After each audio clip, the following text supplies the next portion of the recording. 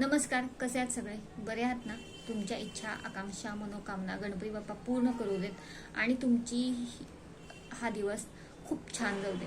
तर आज आहे तुलसीदासांची जयंती. आपण त्यांची पुस्तकं वाचतो. त्यांनी बरीच पुस्तकं रामावरती लिहिली आहेत.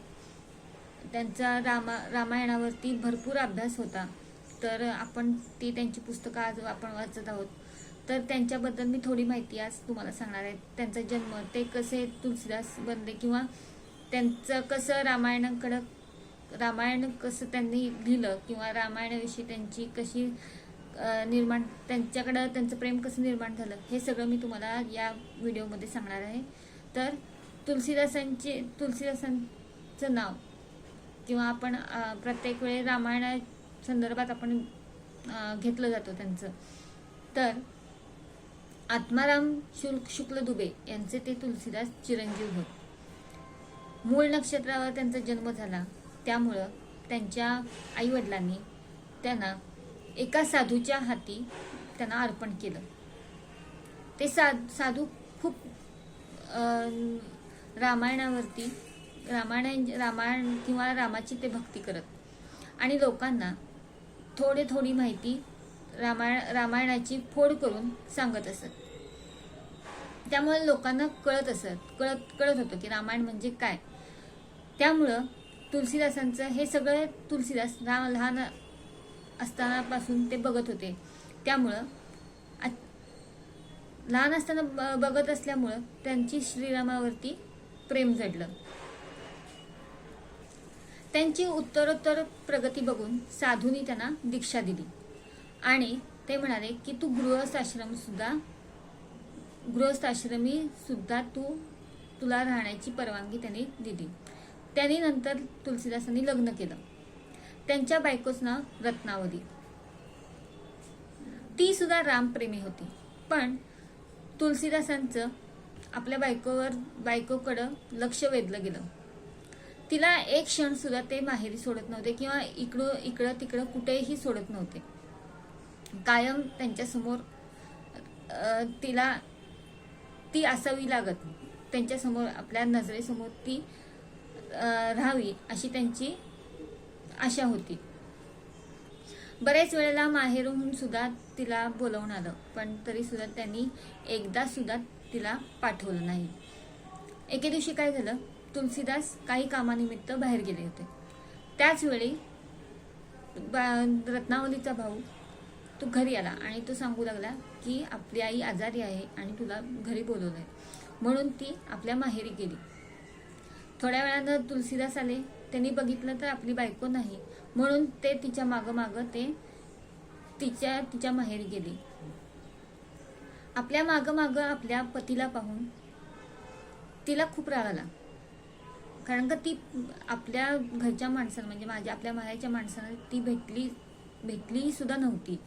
तोपर्यंत तिचा पती म्हणजे तुलसीदास तिच्या माहेरी आले. माहेरी आल्यानंतर ती एकदम तिरस्कारानं त्यांना म्हणाली, प्राणनाथ, तुम्ही माझ्या मागोमाग इथपर्यंत आलात, याचं तुम्हाला काहीच वाटत नाही का? जितकं प्रेम माझ्यावर करता तितकं प्रेम तुम्ही श्रीरामावर करत नाही का?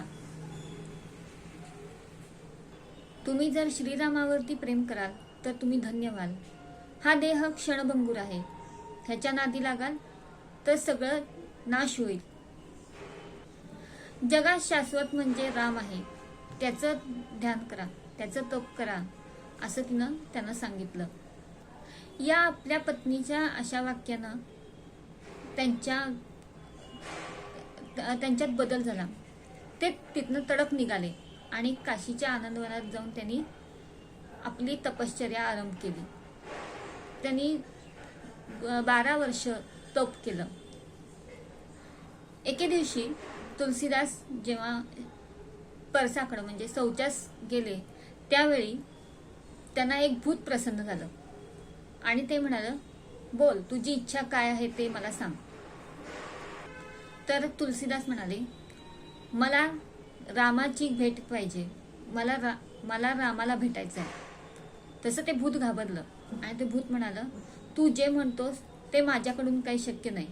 कारण का त्याच्या वाऱ्याला काय, त्याच्या सावलीला सुद्धा मी राहू शकत नाही.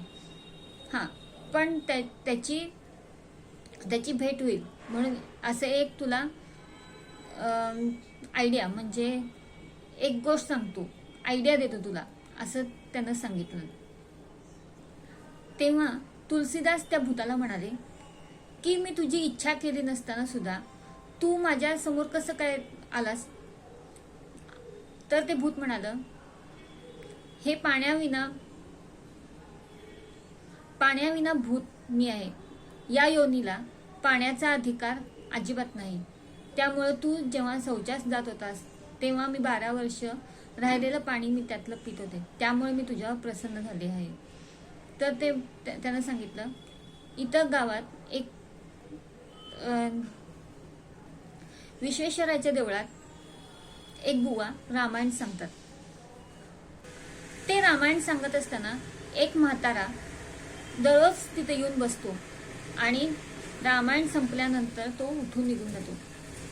तर तू त्या म्हाताऱ्याच्या मागं जा आणि त्याला त्याचे पाय धर. तर त्याचे पाय धर आणि त्याच्या पुढे तू तुझी इच्छा व्यक्त कर, असं ते भूत म्हणतं. भूताच्या सांगण्याप्रमाणे तुलसीदासांनी तसंच केलं. ते गेले त्या वृद्धाच्या मागं आणि त्यांनी जाऊन त्याचे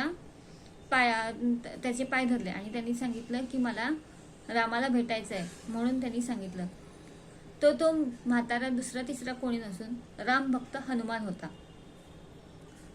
तर तो हनुमान म्हणाला, तू काळजी करू नकोस, तुझी इच्छा मी पूर्ण करेन. उद्या 10 वाजता मी प्रभू रामचंद्रांना इथं घेऊन येईन, असं त्यानं सांगितलं. दुसऱ्या दिवशी राम येणार म्हणून तुलसीदासांनी सगळी पूजेचं साहित्य सगळं गोळा करून ठेवलं आणि आपण स्वतः रामाचा जप करत त्याच तंत्रीत ते गंध उगाळत बसले. त्यावेळेस धनुर्धारी राम, लक्ष्मण, सीता आणि स्वतः हनुमान तिथं ते उपस्थित झाले. पण तुलसीदासांचं त्यांच्याकडे अजिबात लक्ष नव्हतं. पण त्यांचा गंध लावून घेण्यासाठी राम सुद्धा उतावळ झाला होता. त्यानं हात धरला, पण तरी सुद्धा तुलसीदास मग्न होते राम जपामध्ये. तर त्यांनी स्वतः रामानं गंध लावून घेतला. पण थोड्या वेळानं त्यांना जाग आली, म्हणजे ते भानावर आले आणि त्यांनी बघितलं की आपल्यासमोर राम उभा आहे. तर त्यांनी रामाला आलिंगन दिलं. तुलसीदासांनी रामापुढे साष्टांग नमस्कार घातला आणि मारुती लक्ष्मणासह राम अदृश्य झाले. पुढे तुलसीदासांनी हिंदी भाषेत रामायण लिहिले. ते तुलसी रामायण म्हणून प्रसिद्ध आहे. आज हिंदुस्थानात प्रत्येक घरोघरी हे तुलसी रामायण वाचलं जातं, त्याचं पारायण केलं जातं. असे हे तुलसीदास. तर आज त्यांची मी माहिती तुम्हाला सांगितली. कशी वाटली तुलसीदासांची माहिती हे तुम्ही मला कमेंट करून सांगा. चॅनलवरती नवीन असाल तर सबस्क्राईब करा. असे तुम्हाला माहिती ऐकायची असेल किंवा गोष्टी ऐकायच्या असतील तर त्या तुम्ही ऐकायच्या असतील तर या व्हिडिओला लाईक करा, शेअर करा, व्हिडिओ शेअर करा आणि तुमच्या मित्रमैत्रिणींना सांगा. तर अशाच माहिती, गोष्टी किंवा देवदेवतांच्या माहित्या यांची सगळे तुम्हाला मी माझ्या व्हिडिओमधून तुम्हाला सांगत जाईन.